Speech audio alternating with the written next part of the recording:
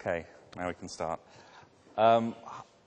Firstly, I apologize. I'm going to have to do this in English. My Spanish is still terrible after 4 years here. Typical Brit, I guess. Fjord, if you're aware, has recently been joined up with Accenture Interactive, and we're starting on a very interesting new mission. And I'll talk a little bit later about the kind of stuff that Fjord does. But this talk is really about how companies, individuals, and even governments deal with crisis, the crisis economics, and how design is actually a very important weapon in fighting against crisis economics. So I like to start always with a bit of economics. So there's this rather interesting article that I found in the Guardian newspaper. It's a British newspaper about 4 weeks ago. Did cocaine cause the global financial crisis? That's quite a provocative statement. But actually, there's a lot of interesting evidence that related to what Alan Greenspan referred to as irrational exuberance. So the overconfidence of the financial markets. And David Nutt, who was the drug czar in the Metropolitan Police, he was actually an advisor to the police, was saying that cocaine usage was endemic in the financial services industry and in investment banking and trading and things like that. That level of confidence was generated maybe not just from drug use, but actually from the success of the previous 20 years. It's like every time enough time passes before we forget, after we forget about the last crash, the last crisis, people seem to actually go back, revert to risky behaviors again. And of course, there's the promise given of continual growth. And this is a myth perpetuated again and again and again through history. So maybe it wasn't cocaine. It may have been these guys. So Black-Scholes formula, invented by these guys in the 70s, was of course the algorithmic basis for being able to predict risk. And it was deemed to be foolproof, and of course it was while it was working. And it worked for a very long time. But actually, the moment you get an unstable event, something that wasn't predictable, then of course the whole thing crashes down. So reliance on these kind of mechanisms is very dangerous. There's also a theory that it might have been this that caused it. So not Microsoft, no, but actually bad use of Excel. So there's a study done by two Harvard professors, Carmen Reinhardt and Kenneth Rogoff, growth in the time of debt. And their principles are actually being taken very, very seriously by most governments in the world. And quite recently, a PhD student discovered that there were errors in their maths that fundamentally showed that cutting spending during economic crisis is a really bad idea. And in fact, one of the main proponents of this anti-austerity is Paul Krugman. And he's a very outspoken commentator in the US. And he's basically saying that macroeconomics moves very slowly. It doesn't change rapidly. So the lessons taught by Keynesian economics and by Franklin Delano Roosevelt in the New Deal, these actually still apply now. You know, the way to get out of recessions is not to cut spending, it's actually to maintain and even increase spending, particularly in public services. And I think we're going to be seeing a very big ideological war going on over the next few years about this. And we all know about the effects of austerity. We can see it around us every day. So, of course, the response to the crisis is cutting. It's a natural thing, in the same way that the confidence brought about by the boom years caused investors and people in the financial services industry to take huge risks. When things start getting bad, our brains release different chemicals that tell us to be timid and protective. So when the government minister says, keep spending, that's the way we'll get the economy going again, actually, the individual doesn't want to do that. And this expands from the individual to companies and to governments in the end. And when you cut spending, the inevitable thing that happens is that the quality of the service you deliver is reduced. It's almost impossible to counter that. And I think what happens is that when services get cut, our experience of the quality plummets. And now I'm going to talk about an example here which may be sensitive to maybe one or two people in the audience. I hope not too much.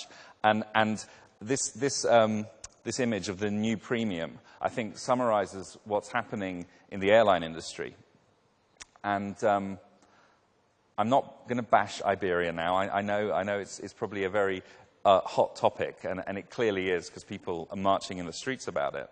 But the recent merger with BA from my country has not produced exactly great results. And these are the numbers: 330 million cost savings, 15% capacity cut, and nearly 4,000 staff being laid off.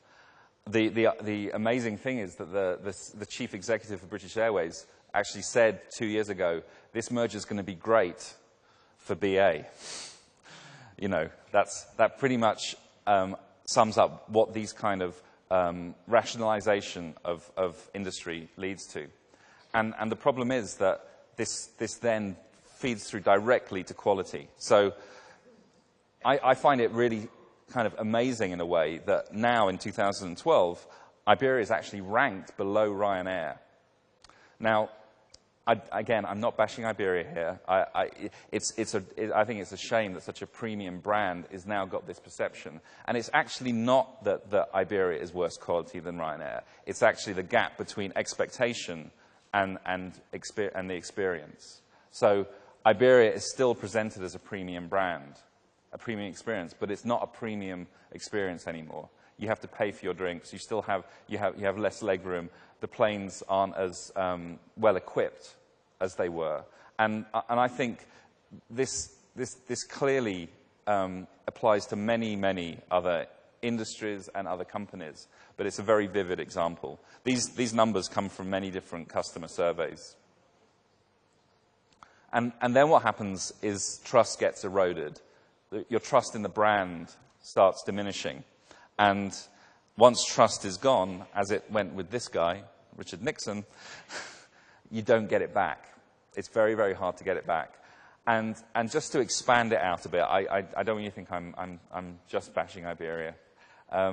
This was a Harvard Business School study done over many years, over 3,000 companies. And effectively what this graph is saying is that there's two types of companies. There's myopic companies and non-myopic. So those that can see the future, or long-sighted, and those that are short-sighted. And cutting, and this is cutting what is defined as discretionary spending. And what I find extraordinary is that discretionary spending includes R&D and marketing. And to my mind, I don't really see how these are discretionary activities for any company. But nevertheless, this is companies that cut spending in these areas. First year, of course, share price goes up because, of course, their spending has gone down, so there's more profitability. But then the actual drop in share value is dramatic from that point onwards. And those companies that maintain their spending actually maintain their performance and their share performance, and which I guess is the hardest measure of how well you're doing. So myopic, being short-sighted, cutting spending actually damages your company. It's provable. And in our world, Fjord is a design company, and we help our clients design new products and services. We think that it's not a luxury. It's not something you can decide to do if you want to. It's now a necessity. And this quote from David Kester, who used to be, until last year, the CEO of the Design Council. And he says, and I'll read out a couple of key phrases because it's really important. So, integrated approach using insights from design methods to guide business strategy. So this is saying that design, which gets its ideas from insights, i.e. from looking at the world, from understanding people and technology and business, is a key driver for business strategy. And this is a very different way of talking about design. Design isn't about making things that look pretty. It's actually about changing businesses. And where the design is involved in an early stage to enable innovation. So these phrases are really critical in our discourse about design. And actually, again, more graphs. I may be a designer, but I like graphs as well. Rational on one side, emotional on the other. So David Kester's study until 2004, we actually carried on the analysis until 2012. Companies that invest in design perform better. So these are companies like Apple, Nike, Adidas, BMW. Their performance is approximately 4 times greater than the average performance in the S&P. And very poignantly, I think, Mary Meeker, who was dubbed as the queen of the internet, she says digital is transforming the world. It's quite appropriate for this conference. And it's about new devices, connectivity. Yeah, we get that. That's kind of predictable. But then UI and beauty, user interfaces and beauty. To use the word beauty, and she's quite a hardcore rationalist. She's picked up on this trend that's happening and flowing all around the world where we need to make beautiful products now. It's no longer good enough to make something that just works. People don't want that. Apple has trained us all to like beautiful products, and so have BMW and Nike. So companies need to take this on board. They need to embed user experience, UI, design, in the heart of their company. And there's a ladder of how embedded user experience is, which goes from at the bottom, from unrecognized, i.e. you don't do it in your company, all the way to embedded. A company that's embedded in UI, UX, obviously is a company like Apple or Nokia, companies like that. But this is a long process. There's a huge internal transformation that needs to go on before you can actually get up the ladder to embedded. Typically 10 years is the estimate, because this is organizational change leading to process change, leading to a completely different way of delivering products. So the old way, and the Vegas model, as it's described, get them in, suck them dry. This is the old way of selling new products. So big promise through traditional marketing and campaigns. Then big expectation, but not delivered on. So this creates dissatisfaction. There's a broken expectation gap. And this creates bad word of mouth, which ends up killing products. And this happens time and time again. And it used to happen time and time again. But the communication channels were so slow that actually you could make a pretty good business back in the day selling a bad product, because people wouldn't know about it until they'd bought it. But the world, of course, has completely changed. Now with social media and the connectivity and the ability for people to share information instantaneously, you cannot live if you have a bad product. So the only way to do that is to underpromise and overdeliver. And by doing that, you create a positive expectation gap, which generates good word of mouth and more sales. And the only way to do that is design your products and services much, much better, which is not easy. 10 years to go from unrecognized to embedded. So I want to just talk through a few examples, mainly from work that Fjord has done, but there's a couple of other ideas in there as well. So we call ourselves a service design company, which is a kind of different way of describing ourselves than maybe other digital design agencies would describe themselves. We don't just make things, as I said, that look better or feel better, look and feel, the key drivers behind user experience. We're actually trying to solve business problems through design, which is why our relationship now with Accenture and Accenture Interactive is so logical, because we're both trying to solve business problems, but from very different angles. And actually, when you combine those directions, the rational, optimization, improvement, efficiency, with design, strategy, concept, beautiful, beautiful things, you can create something incredibly powerful together. So there's this great book which I recommend everyone to look at, because it somehow gets to the heart of what we're trying to do. So nudge is a theory about the active engineering of choices. So that sounds kind of creepy and weird and Machiavellian and evil even, but actually this happens constantly, every day in your life, in your experiences. So we have involuntary responses to things. So if someone throws a ball at you, you duck. And then we also have voluntary responses that we can choose how to respond, that it's not fixed. So you smile when you see a puppy. That's natural. But smiling at a billboard or an advert, that's not necessarily voluntary. You have many different factors coming in. So nudge theory is actually about understanding how you can get people to perform the action that you want.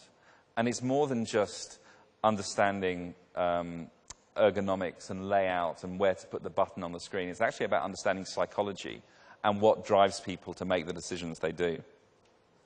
And amazingly, I think, even in the UK government, they have what's called a nudge unit.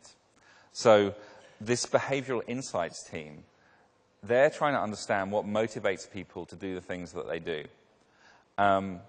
And it sounds kind of fluffy and not really connected to value, but it's completely, fundamentally connected to value. Because if you can get people to do what you want them to do, they become a good customer. If you can't get them to do what you want them to do, they don't become a customer. In the government example, what they actually did was they realized that 9 out of 10 people pay their taxes in the UK. That's not bad, but 10% of people are not paying their taxes. And clearly their objective is to get everyone to pay their taxes. So they did two things. They actually sent out the messages telling people that 9 out of 10 people in the UK pay their taxes. And this, on its own, is enough to make quite a lot of people change their behavior.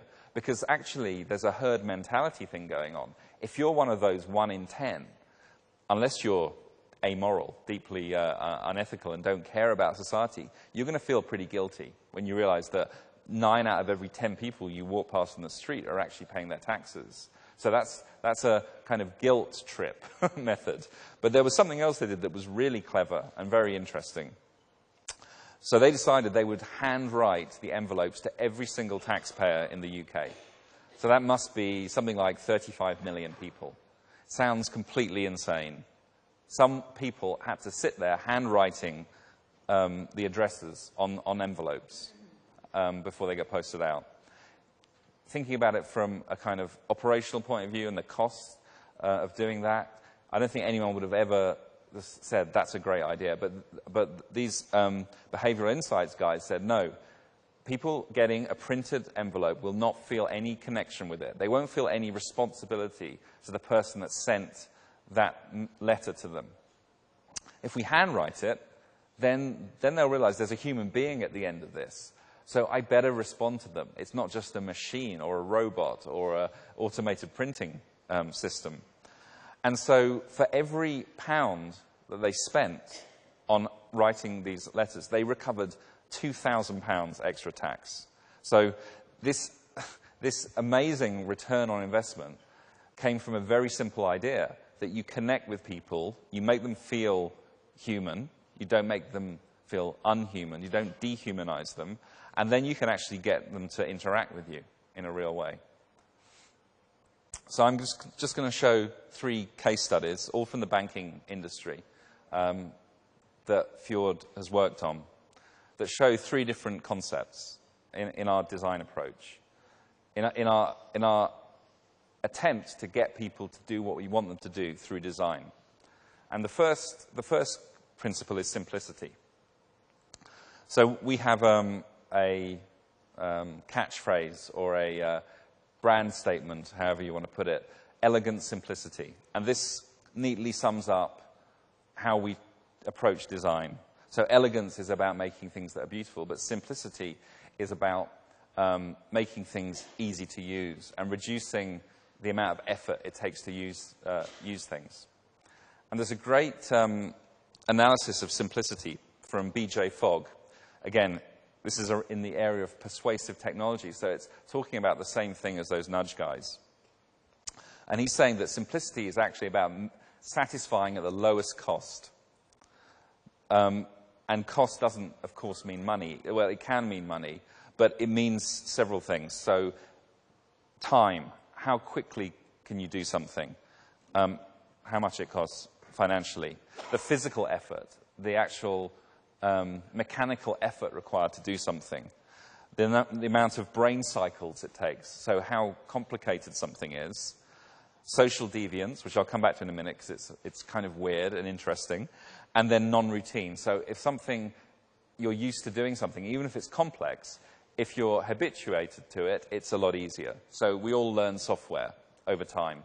And after 6 months, it's really easy. But at the beginning, it's really hard.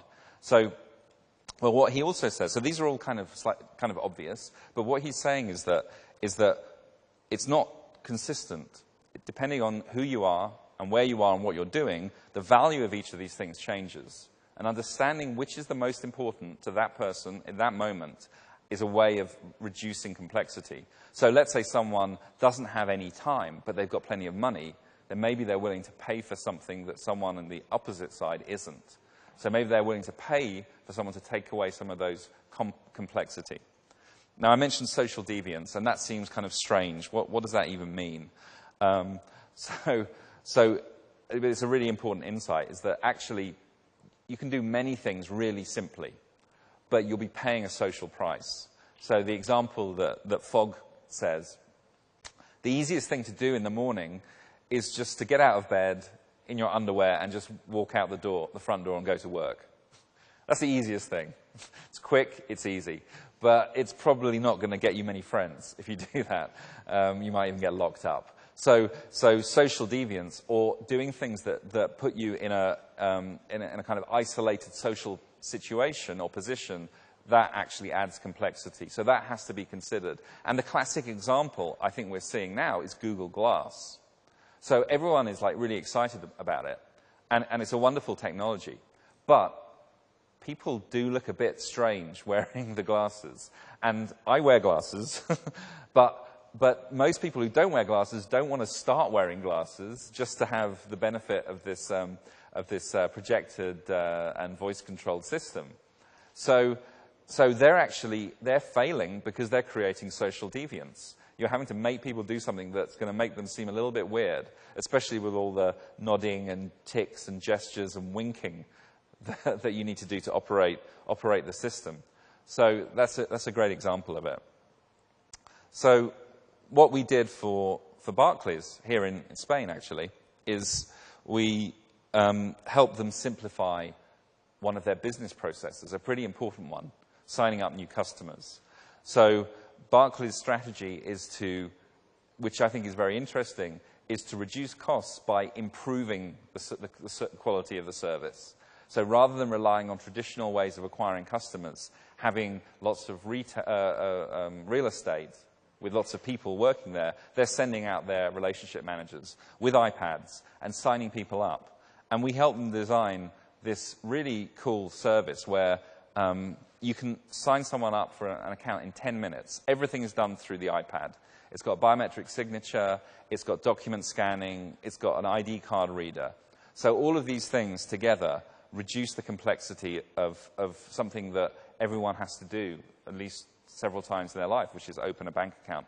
And they're also moving everything to digital. I'm being told I don't have much time, but I'll carry on a little bit. The second thing is disruption. And we talk about disruption donuts in Fjord. So all these monolithic industries, telecoms, finance, education, they're all being disrupted from the outside by small, agile companies coming in. It's like the mammals against the dinosaurs, maybe. And to fight this disruption, they need to embrace the disruptive forces coming in. And this is a product that just launched in Turkey that we spent about a year designing this with Guarantee Bank. This is iGuarantee. Now, Turkey, putting aside their current problems, is an extraordinary place. The average age in Turkey is 23 and a half. In the UK, it's 38. So the difference is unbelievable. They have a millennial, techno-savvy population. So Guarantee Bank, one of the big institutions there with us, have created this banking service, a completely new bank. So it connects up all your social media. It's voice-controlled, so you can just say into the phone, transfer 50 euros to Juan, and it'll look that person up through my social networks, link up to them, and the money will be transferred into their bank account. And this kind of radical disruption I think it's great that a mainstream bank is doing it. I think that Turkey is a slightly enclosed ecosystem. I think these kind of innovations are going to take longer to get out into the rest of Europe, US, UK, because it's more like an experimental lab, Turkey. I see it that way, rather than they can be much freer to do these kind of disruptive innovations. But it's happening. And then the final thing is beauty. And we've been working with BBVA for 4 years now in Spain. In fact, they're our major client here. And they asked us to make their banking beautiful, which I think was a great way to sum up what we've been doing for them. We're trying to bring the delightfulness of design and experience and new kinds of interface technologies into the world of banking, to make banking actually fun to do and pleasurable. So the designs are trying to bring in lots of things from social media, whilst not being a Facebook bank. We're taking the kind of design cues that we create and see around us and bringing it into a very traditional space. And it's not just about making things beautiful. This leads directly to results. So from 2010 to 2012, in the period in which mobile banking launched, the number of downloads went up from 100,000 of the app to over 1 million. The number of transactions on mobile is 35%. That's really amazing when you think about the actual number. It went up from less than 1% in 2010. So the velocity of change, the acceleration that we're able to give to mobile banking is extraordinary. And that's done not just through design. Of course, there's a lot of technology involved. There's a lot of business processes involved. But design presents the beautiful skin to the user. And then I think the final, just to finish up, we often talk in Fjord about designing for love. So people talk also about the wow factor. And for us, wow is like sex. So it's exciting, but it doesn't necessarily mean you're going to have a long relationship. So designing something for wow is not the right approach. You need to think about designing something that actually can build a relationship with the customer. And that's like being married to them. And that's more than just wow. Wow is part of it, but it's actually about long-term understanding, fulfillment, giving them what they need, supporting them, and designing for love. And that's what we do. Thank you.